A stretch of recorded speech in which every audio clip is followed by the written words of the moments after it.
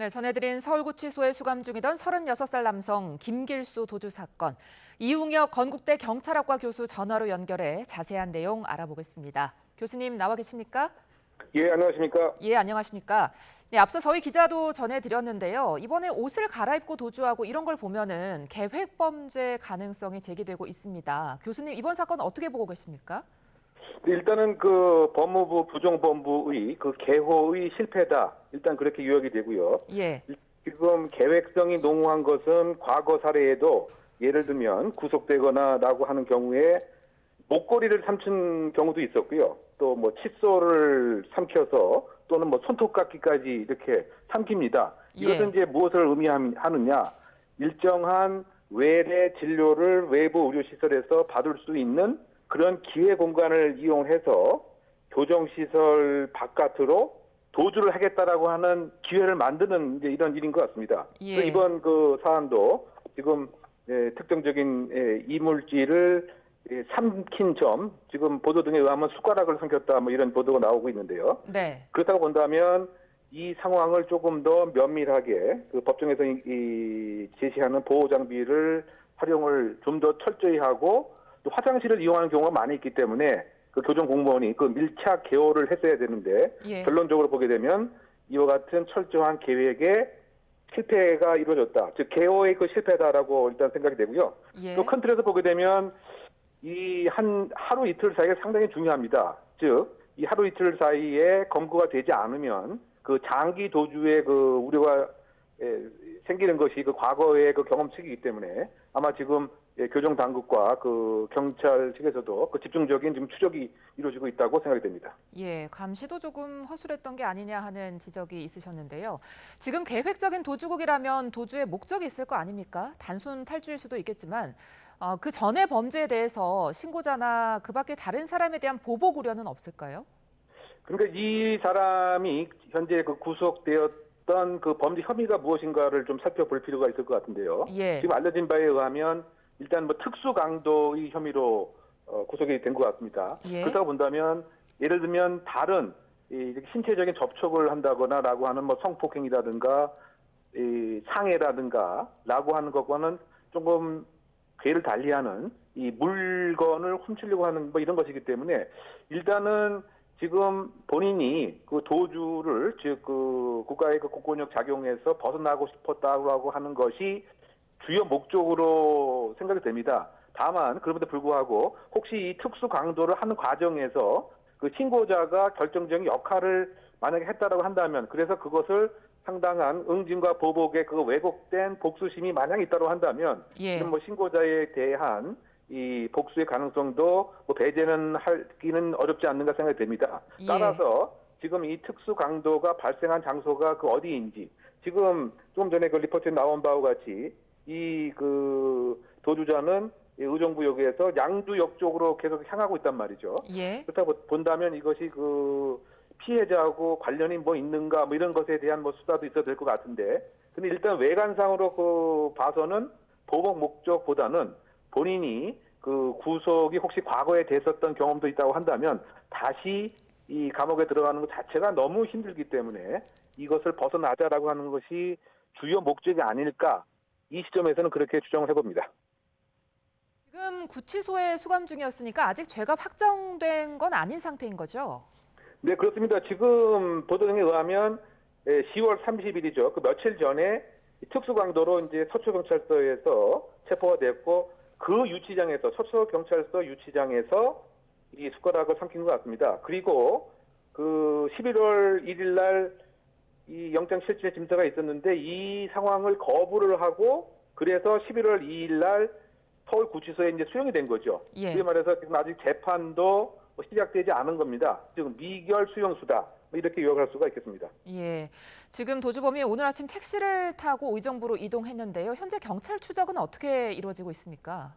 그 아무래도 일단 그 연고성이라고 하는 것은 이 도주자가 과거에 직장을 가졌다든가 또는 친한 친구가 있다든가 아니면 지인이라든가 또는 그 친족, 가족 등이 거주하는 그런 장소 우선순위로 동선을 이제 추적하는 그와 같은 이제 추적 수사가 진행될 것이라고 생각이 되는데, 그런데 그 최근에는 그 CCTV 등이 아주 그 촘촘하게 그 주요 그 도로에 다 있기 때문에 일단 지금 연고선을 중심으로 하는 이 수사가 이루어지는 것과 동시에 현재적으로 지금 택시를 타고 이동하는 모습 자체가 CCTV에 지금 다 찍히고 있었기 때문에 그 CCTV 등을 여러 CCTV를 다수 빠른 시간 안에 확보를 해서 확인을 하는 그런 그 수사가 지금 진행 중이지 아닌가 생각합니다. 예, 그렇다면 혹시 이 과정에서 지인이나 가족처럼 어떤 조력자가 있을 가능성도 있다고 보십니까? 일반적으로 그 도주와 그 탈출을 하는 과정에 가장 그 중요한 것이 그 조력자 그리고 금전적 지원 이 두 가지 그 사항입니다. 지금 리포트에 나온 바와 같이 일단 벌써 택시를 타고 안양에서 의정부로 이동하는 과정에서 택시 기사의 그 휴대폰을 사용했다고 하는 점. 예. 근데 그 휴대폰을 통해서 아마 지인에게 연락을 했을 가능성이 큽니다. 그 지인이 바로 그 여성인지 아니면 또 그 택시 기사의 이 휴대폰을 통해서 또 다른 지인에게 연락을 했는가는 확인이 아직 안 돼 있지만 어쨌든 벌써 그 여성이 택시값을 대신 내주고 아마 그 과정에서 골목으로 지금 사라졌다고 하는데 그 과정에서 일정 부분 이 금전도 지급했을 가능성이 그 있지 않겠는가 뭐 그런 그 차원에서 이 조력자의 도움이 얼만큼 빨리 이 사람을 검거하는 것과 연동이 되어 있다. 이제 그 얘기가 뭐냐면은 이 조력자가 많고 또 도주 자금도 많이 있다라고 한다면 사실상 도주할 수 있는 그러한 기간 자체가 이제 늘어날 가능성이 있는 것이고요. 예. 다만 이제 이 상황에서 이 도주자가 혹시 그와 같은 조력자의 도움이 끊어졌을 때 스스로 자구적 생활을 하기 위해서 범죄 행각을 벌일 가능성이 상당히 농후하지 않는가 그런 추정을 할 수밖에 없죠. 뭐 예. 필요한 경우에는 지금 특수 강도이기 때문에 또다시 일반 시민을 그야말로 힘으로 제압을 해서 물건을 뺏고 금전을 강취한다든가 또는 더 많은 돈을 찾기 위해서 확보하기 위해서 더 큰 인질이라든가 기타 범죄를 범할 가능성 뭐 이것이 지금 상당히 좀 우려되는 점이 아닌가 생각합니다. 네.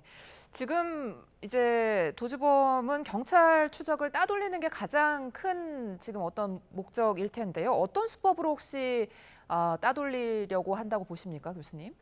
그 일반적으로 보게 되면은 이제 그 동선을 무엇인가 그 현혹시키는 뭐 그런 시도를 할 가능성도 있고요. 뭐 택시를 타면서 결국은 어느 장소에서 아날로그적으로 이동을 한다든가 뭐 이런 식의 방식을 취하거나 조금 만약에 시일이 이렇게 지연이 돼서 검거가 빨리 이루어지지 못하는 경우 그 이후에는 여러 형태의 이제 변장도 많이 하죠. 또는 예. 변복도 하게 되고 일상생활을 하기 위해서 여러 가지 형태의 그 다른 위장용 도구를 활용해서 생활을 하는 경우도 과거에 있었습니다. 그럴 때 역시 지인의 도움이 필요한데요. 뭐 예를 들면 환자로 가정을 하기 위해서 휠체어를 타고 이렇게 이동을 한다든가 그러면 이제 본인의 모습하고는 이제 완전히 다르겠죠.